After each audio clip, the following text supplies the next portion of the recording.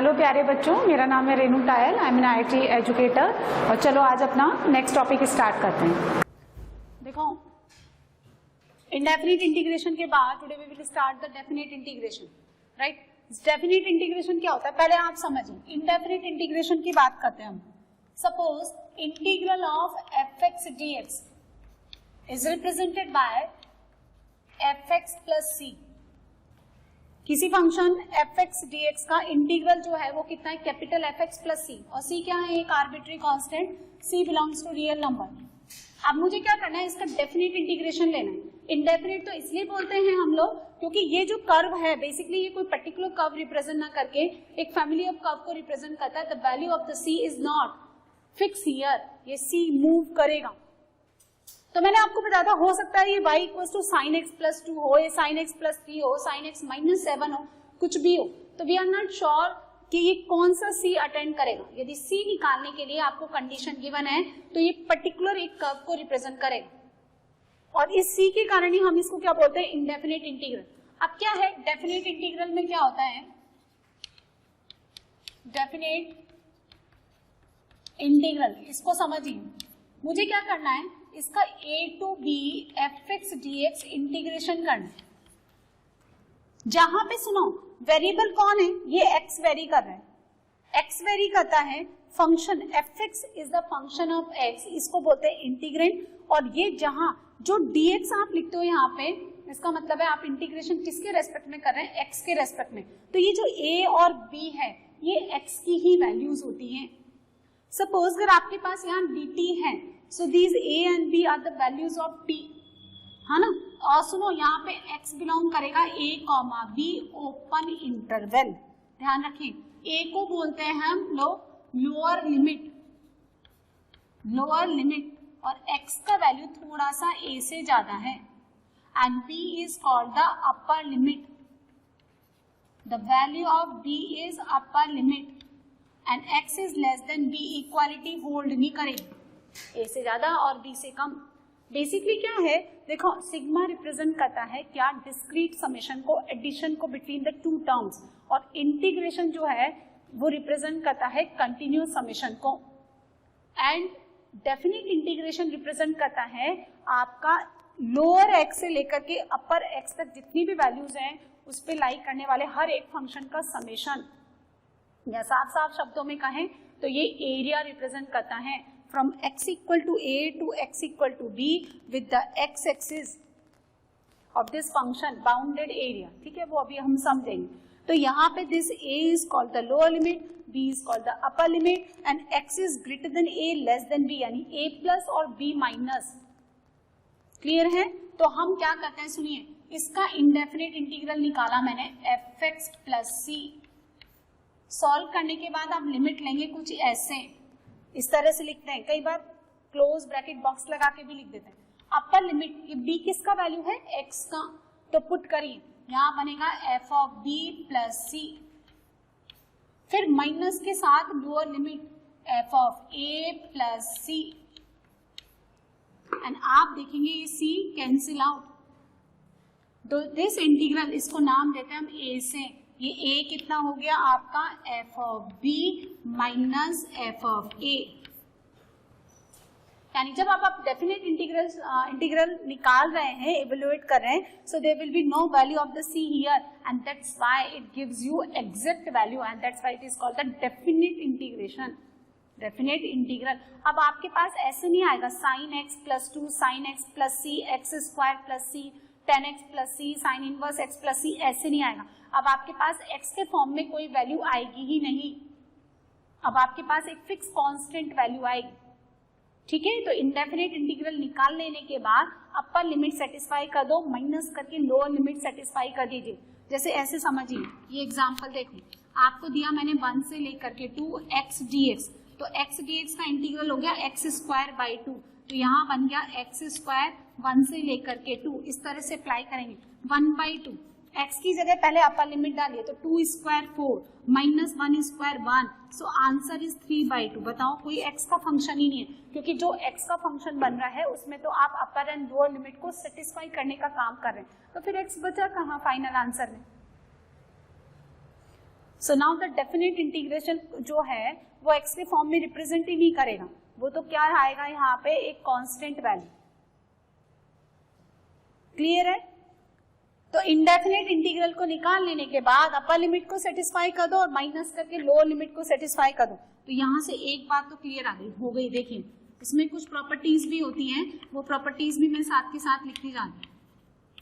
वो क्या कि अगर आपको एक इंटीग्रल, फर्स्ट प्रॉपर्टी लिखिए a to b fx dx, ये इंटीग्रल गिवन है, तो अगर मैं अपर एंड लोअर लिमिट को इंटरचेंज कर दूं तो the integral is replaced by negative sign only, क्योंकि फिर अब आपके पास fb माइनस fa की जगह क्या हो जाएगा, fa minus fb। So this becomes कितना, माइनस b2a fx dx। आपने लिमिट को इंटरचेंज कर दी। जैसे फॉर एग्जांपल ये आपको गिवन है 1 से लेकर के 2 ln x dx, so you can write minus 2 to 1 ln x dx। ठीक है, आपके पास ऐसा लिखा है, देखें यहाँ लिखा है π/2 से लेकर 0 cos x dx, तो आप इसको ऐसे लिख सकते हैं minus 0 to π/2 cos x dx। So when you interchange the upper and lower limit, then integral, the value of integral it changes by negative sign only। Clear है? अब देखो ये जो डेफिनेट इंटीग्रेशन होता है ना, इसका ज्योमेट्रिकल मीनिंग समझिए। ये डेफिनेट इंटीग्रेशन एरिया रिप्रेजेंट करता है। आपने क्या निकाला, 1 से लेकर के 2x dx का वैल्यू कितना निकाला आपने, 3/2। आप y equal to x line draw कर सकते हो, ये रहा y equal to x line, ये x axis, this curve fx is equal to x। यहाँ पे 1 कहाँ आएगा, ये रहा 1, और 1 से लेकर 2 कहाँ आएगा, ये रहा 2, है ना। आपको देखो क्या रिप्रेजेंट कर रहा है, ये x equal to 1 to x equal to 2। ये लाइन कौन है, इसको थोड़ा सा आप ऊपर नीचे एक्सटेंड करेंगे तो this is x equal to 1, ये लाइन x इक्वल टू 2, ये लाइन fx, और ये कौन, bounded with the x axis. तो जब आप ऐसे लिखते हैं a equal to integral of, सुनिए, a to b fx dx, तो अब मेरी बात सुनिए, जैसे किन्हीं बच्चों ने वेक्टर 3D पढ़ लिया, वहां पे एसटीपी क्या होता है, स्केलर ट्रिपल प्रोडक्ट। ये 3 प्रोडक्ट से कोफिशिएंट से बनाओ, डिटरमिनेंट का वैल्यू होता है, और वही एसटीपी का रूल कहाँ आता है, वॉल्यूम निकालने में, पेलोपाइप का, टेट्राहाइड्रन का। जब आप उस डिटरमिनेंट को वॉल्यूम के फॉर्म में लिखते हो, देखो डिटरमिनेंट और कहाँ यूज करते हैं, ट्राइंगल का एरिया निकालने में। डिटरमिनेंट का वैल्यू नेगेटिव भी हो सकता है, it may be positive also as well as zero also. Positive भी हो सकता है डिटरमिनेंट, नेगेटिव भी हो सकता है, जीरो भी, आप समझते हैं। लेकिन जब आप एरिया निकालते हैं तो एरिया अगर आप निकालेंगे तो इसका वैल्यू जीरो भी नहीं होगा और नेगेटिव भी नहीं जाएगा, क्योंकि जीरो मतलब वो स्पेस ही नहीं है, स्पेस ही नहीं है, यानी लेंथ या तो जीरो है आपकी या विड्थ जीरो है, कोई ना कोई एक डायमेंशन आपका जीरो है, इसलिए एरिया जीरो हो गया। नेगेटिव एरिया कभी होता ही नहीं, इसलिए जब आप एरिया के रेस्पेक्ट में बात करते हैं तो इसका क्या ले लेंगे, मॉड ले लेंगे। इसका क्या ले लेंगे आप, मॉड ले लेंगे, है ना। और जब आप इंटीग्रेशन के रेस्पेक्ट में बात करते हैं तो डेफिनेट इंटीग्रेशन की वैल्यू पॉजिटिव भी बनेगी, नेगेटिव भी बनेगी और जीरो भी बनेगी, है ना। आप लोग एक बार एडजस्ट हो जाओ। सो अगर आप देखिए 1 से लेकर 2x dx का वैल्यू निकालते हैं तो बेसिकली क्या है, ये जान रहे हैं हम लोग। डेफिनेट इंटीग्रेशन क्या रिप्रेजेंट करता है, इसको समझिए। सो ये y equal to x, x equal to 1, देखो ये लेते हैं हम लोग, ये पिलर, ये हाइट, और इस हाइट को बोलते हैं हम लोग ऑर्डिनेट। जब आप x, y रिप्रेजेंट करते हैं तो x रिप्रेजेंट करता है एब्सिसा और y रिप्रेजेंट करता है ऑर्डिनेट। ये x equal to 1 to x equal to 2, इससे बाउंडेड एरिया क्या है, ये ट्रेपेजियम है। जरा निकालें ट्रेपेजियम का वैल्यू, एरिया ऑफ ट्रेपेजियम, ठीक है, कितना होगा 1/2 सम ऑफ पैरेलल। ये डिस्टेंस, ये कितना है 1,1, ये कितना है 2,2 सम ऑफ पैरेलल साइड्स। ये पैरेलल साइड्स है ना, दीज टू, ये डिस्टेंस 1 यूनिट, ये डिस्टेंस 2 यूनिट, इनका सम 3, और इनके बीच का डिस्टेंस यानी 2 - 1, तो कितना आ गया आपका एरिया 3/2 यूनिट स्क्वायर, और मैंने भी 3/2 निकाला था। So a to b fx dx में क्या आपको समझा रही थी कि जब आप डेफिनेट इंटीग्रेशन निकालते हैं तो उसका वैल्यू 0 भी आएगा, नेगेटिव भी आएगा और पॉजिटिव भी आएगा, लेकिन जब आप एरिया निकालते हैं तो एरिया नेगेटिव नहीं आएगा और 0 नहीं बनेगा, इसलिए आप उस पर क्या लगाते हैं, मॉड। तो ये क्या रिप्रेजेंट करता है, यदि मैंने इसको ऐसे लिखा इस तरह से तो ये रिप्रेजेंट करता है, यानी इस डेफिनेट इंटीग्रल का मैग्नीट्यूड, मॉडुलस यानी एब्सोल्यूट वैल्यू, ये रिप्रेजेंट करता है area bounded by the curve y equals to fx from ordinates x equal to a to x equal to b। क्यों बोल रहे हैं हम ऑर्डिनेट, क्योंकि ये हाइट है, और अगर मैं ऐसे लेती हूँ तो इसको बोलते हैं एब्सिसा, और जब मैं ऐसे ऊंचाई यूज कर रही हूँ तो इसको बोलते हैं ऑर्डिनेट। ठीक है, तो this is the area bounded by the curve y equals to fx from ordinates x equals to a to x equal to b with x axis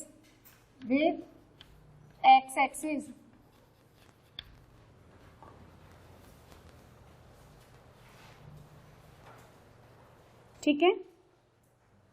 so definite integral का वैल्यू जो है वो negative भी बनेगा, positive भी बनेगा, 0 भी बनेगा, ठीक है। लेकिन जब हम उसको एरिया के रेस्पेक्ट में बात कर रहे हैं तो फिर आपको मॉड लेना होगा। लेकिन मेरी बात सुनो, देखो समझ लो इस बात को, ये आपने साइन एक्स बनाया है ना, ये साइन एक्स बनाया, मतलब मैं इसका ज्योमेट्रिकल इंटरप्रिटेशन बता रही हूँ, बाद में हम इसको डिटेल में पढ़ेंगे, बाकी अभी तो मुझे क्या है सिर्फ मैथमेटिकल सॉल्व करना है। ये कौन है, y equals to sine x बनाया पूरे एक ड्यूरेशन के लिए 0 to पाई और फिर ये 2 पाई पूरे एक पीरियड के लिए। अब आप देखो, अगर मुझे इसका डेफिनेट इंटीग्रल निकालना है, क्या निकालना है, 0 से लेकर के 2 पाई साइन एक्स dx। तो मैंने क्या बताया, मैं देखो फिर से रिपीट करती हूँ, ये जो इंडेफिनेट इंटीग्रल है ये तो कर्व रिप्रेजेंट करता है। बेसिकली क्या रिप्रेजेंट करता है, ये रिप्रेजेंट करता है family of curves, family of curves. जैसे कि अगर आप इसका इंडेफिनेट इंटीग्रल निकालते हैं x dx तो ये आपको देगा x²/2 + c। तो ये क्या है, अपवर्ड पैराबोला है, लेकिन ये क्या है, इनफाइनाइट ऑफ कर्व्स देगा आपको, बहुत सारे कर्व्स कंबाइन टुगेदर क्या बोलते हैं, फैमिली ऑफ कर्व्स, क्योंकि c का वैल्यू यहाँ पे फिक्स नहीं है। लेकिन जब आप डेफिनेट इंटीग्रल निकालते हैं a से लेकर के b fx dx, तो सुनो, इसको बोलते हैं लोअर लिमिट और इसको बोलते हैं अपर लिमिट, और ये a और b ये किसकी वैल्यू होती है, उस वेरिएबल की वैल्यू होती है जिसके रेस्पेक्ट में आप इस फंक्शन को इंटीग्रेट कर रहे हैं, यानी these a and b are the values of x। अगर आप यहाँ पे dt यूज करेंगे तो a and b are the values of t, और ये ध्यान रखिए ना तो यहाँ a इंक्लूड होता है ना यहाँ b इंक्लूड होता है, ये ओपन इंटरवल में आते हैं, यानी x should be greater than a and less than b, a plus and b minus. जब आप, अब सुनो, इसका इंडेफिनेट इंटीग्रल कितना है, fx प्लस c। अब आपको लिमिट लेना है a से b, तो पहले आप अपर लिमिट सेटिस्फाई कराएंगे इस तरह से, फिर माइनस करके आप लोअर लिमिट सेटिस्फाई कराएंगे। c तो कांस्टेंट है, a और b किसकी जगह डालेंगे आप, x की जगह, तो c से c कट जाएगा, तो this will be fb minus fa। जैसे ये 2 डालें, होल स्क्वायर नहीं है ये, है ना, इसको ऐसे लिखते हैं या इस तरह से भी लिख देते हैं, यहाँ 1 यहाँ 2, तो आप क्या करेंगे, x की जगह 2 डालेंगे, तो 2 स्क्वायर 4 माइनस करके 1 स्क्वायर 1, तो दिस इज 3/2। तो डेफिनेट इंटीग्रल का जो आंसर आता है ना वो कांस्टेंट के फॉर्म में आता है, क्योंकि जो c तो कट गया और जो x बचा उसमें तो आपने अपर लोअर वैल्यू डाल दी। तो जो बच्चे इंडेफिनेट में बड़ी बड़ी बातें कर रहे थे ना कि चलो हमें नहीं बन रहा है तो हम ऑप्शन को क्या करेंगे, डिफरेंशिएट कर लेंगे, वो करना आप जरा डिफरेंशिएट। तो हर केस में आप आंसर ये फिक्स कर लो, आज से डेफिनेट इंटीग्रल का आंसर 0 ही आना है, क्योंकि आंसर आपको x के फॉर्म में मिलेगा ही नहीं, ठीक है ना। सो क्या करना है, अब जब आप पहले अपर लिमिट सेटिस्फाई करेंगे फिर माइनस करके लोअर लिमिट सेटिस्फाई करेंगे, तो यदि मैं अपर एंड लोअर लिमिट को इंटरचेंज कर दूं, so integral is replaced by negative sign only. ये पहली प्रॉपर्टी, बीच बीच में मैं प्रॉपर्टीज भी लिखूंगी।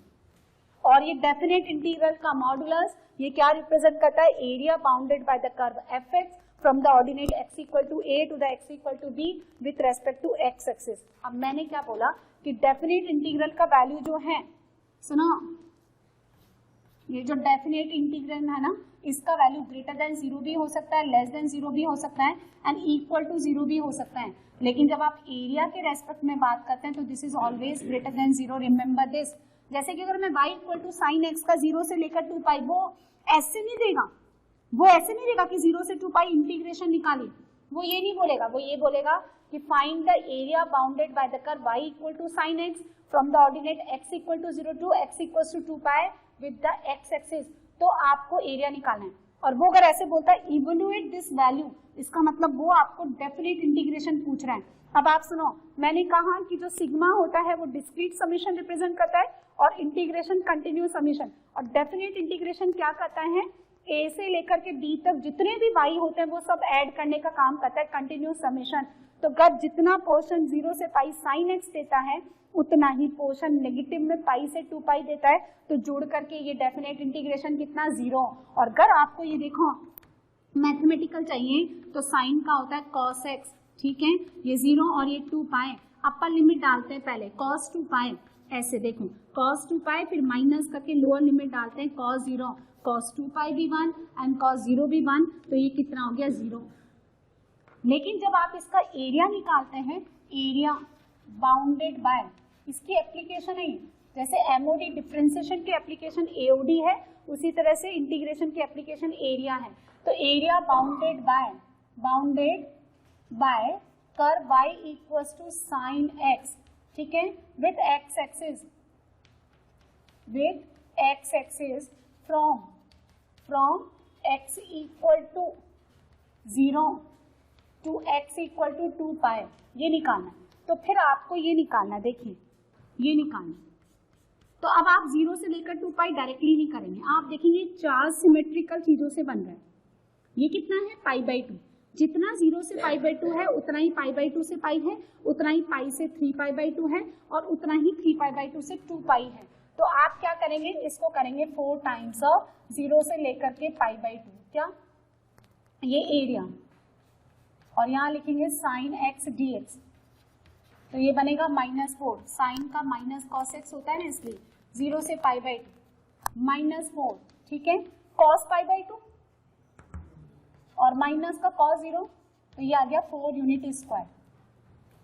यदि आपका फंक्शन पॉजिटिव है, सुनिए, यदि आपका फंक्शन पॉजिटिव है, आप पॉजिटिव एक्स एक्सिस कंसीडर करें, आपका एक्स का अपर एंड लोअर लिमिट भी पॉजिटिव है, जब सारी चीजें पॉजिटिव है और आपको पता है कि इंटीग्रेशन कंटिन्यूअस समेशन को रिप्रेजेंट कर रहा है, जब कुछ नेगेटिव ही नहीं है तो फिर वैल्यू नेगेटिव कैसे आएगी, जब आपका x 0 से पाई बाई 2 यानी x कितना हो गया greater than 0 and less than pi by 2।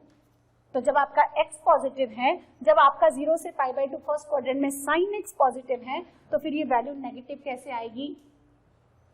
So what is the difference between the definite integral और द एरिया। एरिया आपका जो है, हाँ, वो हमेशा ग्रेटर देन 0 होगा, उसमें आप ऐसे नहीं कि इक्वल पॉजिटिव को इक्वल नेगेटिव से ऐड करके 0 बना दे या नेगेटिव बना दे, ऐसे नहीं, ठीक है ना। यदि मैं देखो इस तरह से ग्राफ बनाती हूँ, सुनो मेरी बात सुनो, और मैं आपको एक और चीज समझाती हूँ, मैंने ये बनाया इतना, और मैंने ऐसा कोई ग्राफ बनाया होगा, ऐसा कोई ग्राफ इस तरह का, तो क्या करेगा बच्चा, इतना इतना ऐड करके इतना आंसर आ जाएगा, ये तो डेफिनेट इंटीग्रल का वैल्यू है। लेकिन एरिया में ऐसा नहीं होगा, सपोज ये और ये इक्वल है, तो 1 निकालो 3 गुना कर दो, क्योंकि इतना स्पेस ये भी कवर कर रहा है और इतना स्पेस ये भी कवर कर रहा है।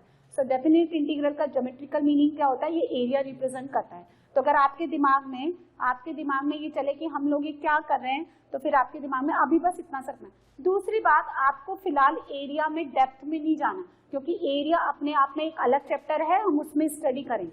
मैंने जस्ट आपको एक इंटीग्रेशन की ये निकाला, जैसे आपने x dx निकाला 1 से लेकर 2, है ना, तो ये कितना आ गया 3/2, और इसी को मैंने ज्योमेट्रिकली निकाल करके बताया कि देखो ये 3/2, ऐसे क्लियर आ गया। लेकिन यदि इसमें कुछ पोर्शन नेगेटिव हो जाता है, सुनो, इसमें कुछ पोर्शन नेगेटिव हो जाता है तो एरिया अलग आएगा और डेफिनेट इंटीग्रेशन की वैल्यू अलग आएगी, क्योंकि जितना पॉजिटिव उतना ही नेगेटिव उसको कंपेंसेट करके कम कर देगा। एरिया में ऐसा नहीं होता। जैसा आप देख सकते हो, इसका डेफिनेट इंटीग्रल कितना है di0 और इसका एरिया कितना आ रहा है 4 यूनिट स्क्वायर। तो फर्स्ट प्रॉपर्टी है। सेकेंड प्रॉपर्टी सुनिए, a to b fx dx, यदि ये ज्योमेट्रिकली, क्योंकि देखो मैंने इसको क्यों इंट्रोड्यूस किया, मैं बहुत सारी प्रॉपर्टीज को ग्राफ से प्रूव कर दूंगी, तो आपके दिमाग में ये तो होना चाहिए ना ये एरिया है। एक बात बताओ, जैसे ये वाला ट्रेपेजियम है जिसका इन दो पैरेलल लाइंस के बीच का डिस्टेंस 1 यूनिट है, ये हाइट 1 यूनिट है, ये हाइट 2 यूनिट है, इसको हम यहाँ से कट करते हैं, कट करके मुझे कहीं और पेस्ट कर देना है, या ऐसे समझ लो ये साइन एक्स है 0 से लेकर के पाई, और इसका एरिया आता है 2 यूनिट स्क्वायर, क्योंकि टोटल 4 आया था ना इसलिए। अभी अगर मैं इसको उठा करके ऐसे बना दूं, देखो इधर बना दूं, और ये पाई और 2 पाई है, ठीक है, तो इसका एरिया चेंज हो जाएगा नहीं। अब सुनो, यदि ये आपका 0 से लेकर पाए वहां था x, यहाँ था y, और यहाँ लिखा आपने साइन x, और यहाँ मैं लिखूं t एक्सिस, और यहाँ लिखूं मैं y equal to sine t, तो एरिया चेंज हो जाएगा। तो क्या फर्क पड़ रहा है, आप x लो या t लो, तो यहाँ पे भी कोई फर्क नहीं पड़ता, आप a to b fx dx लो या a to b f d dt लो, बोथ आर इक्वल। यानी ये डमी वेरिएबल, इस वेरिएबल को चेंज करने से, कुछ चेंज हो ही नहीं रहा, दैट्स व्हाई हम डेफिनेट इंटीग्रेशन में x को वेरिएबल ना बोल करके क्या यूज करते हैं, डमी वेरिएबल। जैसे सर्कल का सेंटर सिंपली सेंटर, उसको आप ट्राइंगल के अंदर डाल दो तो इन सेंटर, बाहर वर्टाइसेस से पास करा दो तो सर्कमस्क्राइब, यानी circumcentre opposite to the sides touch करते हुए, तो एक्स सेंटर अलग अलग है तो सर्कल का सेंटर ही ना हो। तो देखो अब हम क्या करते हैं, सुनो इसको प्रूफ भी देख लो मैथमेटिकल। आप x को t ले लो, अब आपका ये जो इंटीग्रेंड है which is the function of x, उसको आपको t में चेंज करना है। ऐसे ही करते हैं ना आप, जब इंडेफिनिट में लेट करते थे तो पूरा पूरा किसका फंक्शन बन जाना चाहिए, t का, तो ये यहां बन गया ft, dx कितना हो गया, सिंपली dt, ये हो गया। अब जब यहाँ पे ये dt है तो ये अपर लोअर लिमिट भी किसकी वैल्यूज होनी चाहिए, t की, x की, क्यों, तो फिर इसको चेंज करेंगे। ये किसकी वैल्यू है फिलहाल इसमें, x की, तो यहाँ लोअर लिमिट डालें तो t का लोअर वैल्यू a, और अपर डालें तो b, तो ये और ये इक्वली है ना। जैसे आप समझिए, मैं आपको चेंज करना बताती हूँ। यहाँ देखिए, सपोज आपके पास यहाँ है e raise to x square x dx, ठीक है, और यहाँ लिखा है 0 to 1। अब आप ऑब्वियसली क्या करेंगे, एक्स स्क्वायर को t लेट करेंगे which is called the substitution method, है ना। आप क्या करेंगे, सुनो यहाँ लिखेंगे 2x dx, ये कितना हो गया dt, i कितना हो गया integral e raise to t, और यहाँ कितना हो गया 1/2, और ये dt। तो अगर ये पूरा t का फंक्शन है तो फिर लिमिट किसकी होनी चाहिए, t की। अब ये लिमिट, लोअर लिमिट कितनी है x की, 0, तो यहां डालेंगे x को 0 तो t 0, x को 1 तो t 1। अब जो इसका आंसर आएगा वो इसका आंसर है, क्योंकि ये दोनों इक्वल है। ये कितना हो गया 1/2, e की पावर t का e की पावर t, और 0 to 1।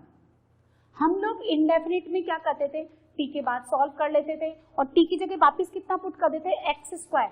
यहाँ x और t का कोई रोल ही नहीं है, क्योंकि आंसर तो कितना आ रहा है, ना x के फॉर्म में ना t के फॉर्म में, कांस्टेंट आ रहा है। तो ये कितना बन जाएगा 1/2, अपर लिमिट किसकी जगह डालेंगे, t की जगह, तो e, फिर ये डालेंगे t की जगह 0, तो ये आंसर यहाँ ना x आता है ना e आता है ना t आता है। So answer of the definite integral is the particular value, is the fixed value, and that's why we use the term definite rather than indefinite। और वहाँ हमें family of curves मिलता है indefinite में, इसलिए हम लोग क्या करते हैं, indefinite word use करते हैं। Geometrically ये area represent करता है, और क्या represent करता है, x equal to a से x equal to b ordinates के बीच में x एक्सिस का fx के साथ बाउंडेड एरिया रिप्रेजेंट करता है ये। तो मैंने आपको दो प्रॉपर्टीज पढ़ाई है ना। आप अगर अपर एंड लोअर लिमिट को इंटरचेंज करेंगे, so this value of integral is replaced by negative sign only. और सेकंड आप क्या करेंगे, आप यहाँ डमी वेरिएबल को चेंज कर दो। आप यहाँ ऐसे भी लिख सकते हैं a to b f theta d theta, a to b f alpha d alpha. ठीक है, बात समझ में आ गई है ना। तो सब्स्टिट्यूशन मेथड में जब आप इंटीग्रेंड को चेंज करते हैं किसी और वेरिएबल में, तो लिमिट चेंज करना ना भूलें। क्योंकि अगर आप ऐसे लिखते हैं तो ये x का वैल्यू है, और अगर आप ऐसे लिखते हैं तो ये किसका वैल्यू है, t का, राइट।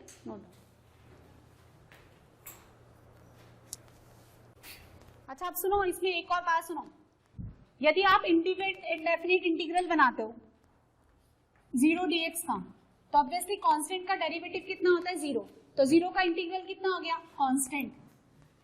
लेकिन यहाँ ऐसा नहीं होगा, अब यहाँ कांस्टेंट का तो डेफिनेट में कोई रोल ही नहीं है, कांस्टेंट तो वैसे ही नहीं आ रहा है। तो अगर आप 0 का डेफिनेट इंटीग्रल बना रहे हो, देखो ये y इक्वल टू एक्स है, ये y इक्वल टू एक्स है, और मैंने इसको क्या किया, इस y इक्वल टू एक्स को y इक्वल टू 0 कर दिया, तो ये लाइन किस पे कोइंसाइड कर जाएगी, तो फिर एरिया, तो ऑब्वियसली डेफिनेट इंटीग्रल। अगर आपको इसको a टू b लेना है तो फिर लो इसको a टू b, तो इसमें भी कितना हो गया c, इसमें भी c, क्योंकि कुछ x का फंक्शन है ही नहीं, इसलिए ध्यान रखना अब आप कि 0 का डेफिनेट इंटीग्रल 0 ही आएगा। एक और बात, इसी में आप लिखना चाहो तो लिख लेना, इसको मान लो a, इसको मान लो b, यदि आपका अपर एंड लोअर लिमिट इक्वल है तो भी उसका वैल्यू कितना आएगा, 0, अपर एंड लोअर, क्योंकि फिर fb माइनस fb 0। और एक और बात, इसी में लिख लो आप a टू b 0 dx, ये भी कितना, 0। तो काफी चीजें जो है ना इसमें इंडेफिनिट से डिफर करती हैं, लेकिन जो इंटीग्रेशन आप करेंगे वो तो सारा वहीं से निकल के आता है ना। चलो थोड़ा फास्ट नोट कर लें आप।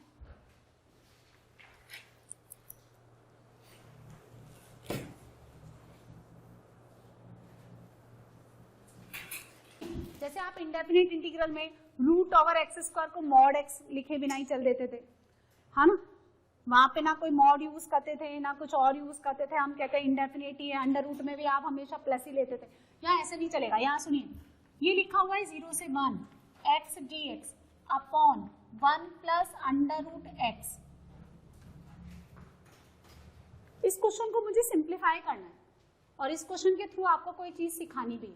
तो यहाँ सुनिए, हम क्या सब्स्टिट्यूशन करेंगे, x को t स्क्वायर और under root x square is always equal to mod x।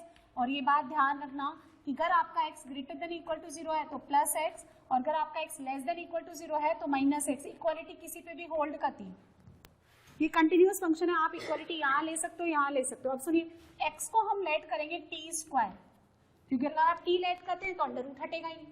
ये कितना हो गया, यहाँ से हो गया, देखिए t स्क्वायर dx हो गया 2t dt upon 1 plus under root t square.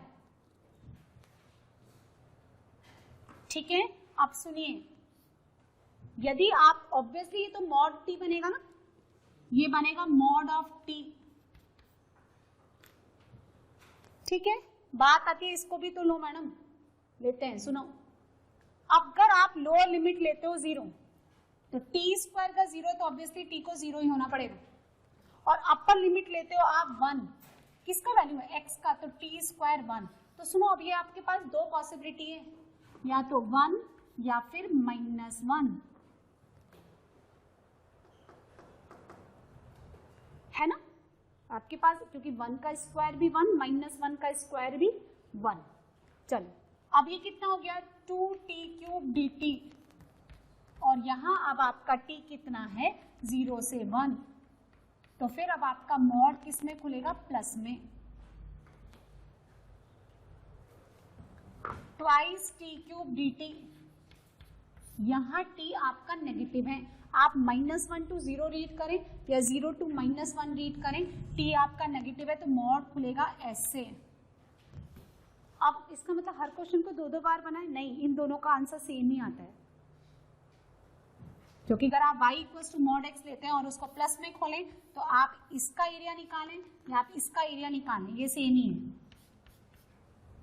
आप y equals to mod x ही तो है, आप प्लस x लो या माइनस x लो, सेम ही है। आप 0 टू 1 लो या आप -1 से 0 लो, और इसीलिए मैंने आपको एरिया इंट्रोड्यूस किया यहाँ पे, क्योंकि बहुत सारी चीजें तो ज्योमेट्रिकली समझाई जाती है।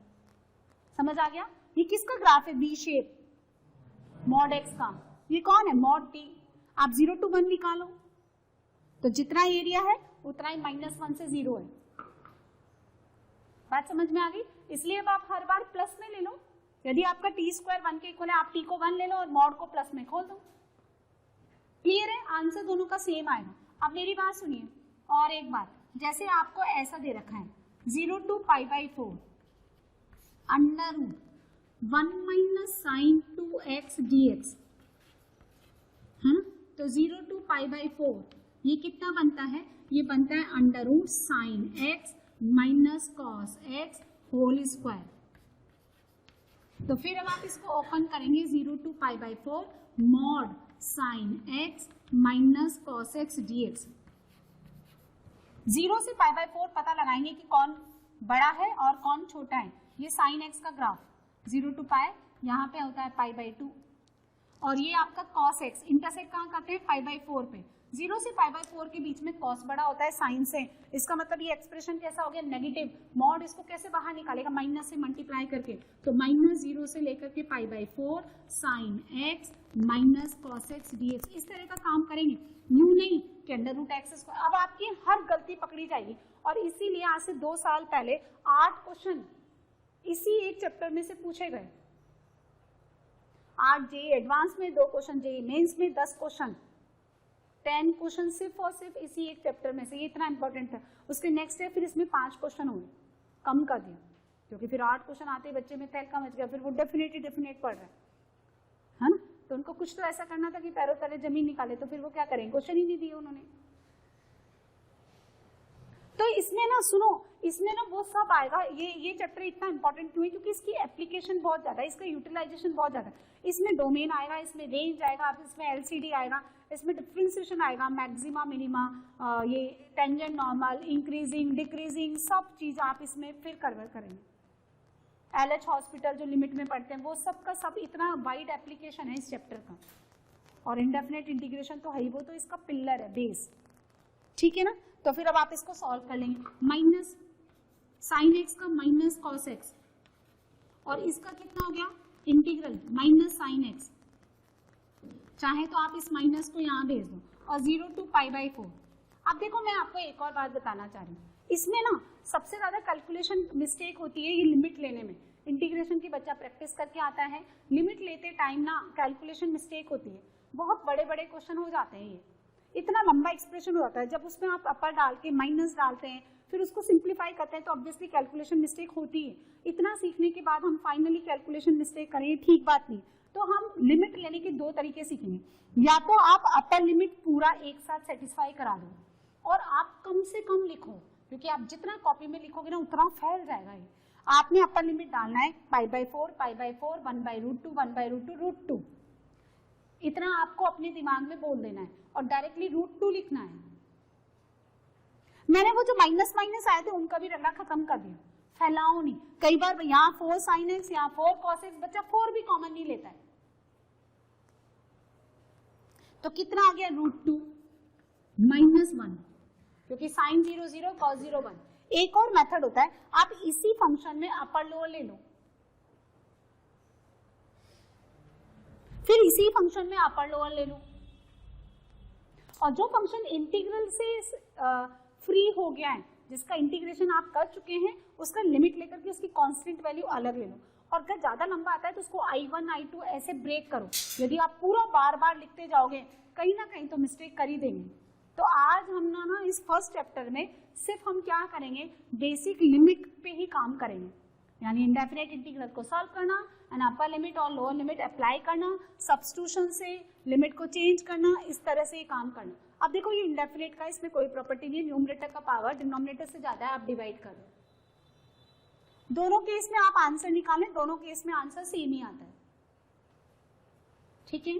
बात समझ में आ गई है ना। चलो नोट कर लो।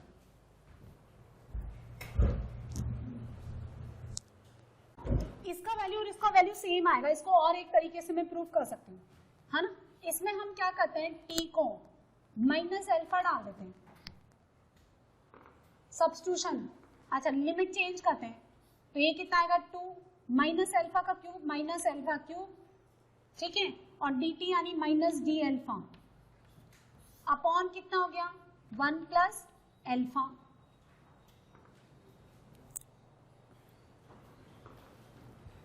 नहीं, यहां पे 2 t की जगह माइनस अल्फा का क्यूब dt यानी minus D alpha upon 1 plus alpha, limit 0 डालेंगे तो 0 और यहाँ 1, ये कितना हो गया 0 to 1 minus minus plus 2 alpha cube d alpha upon 1 plus alpha.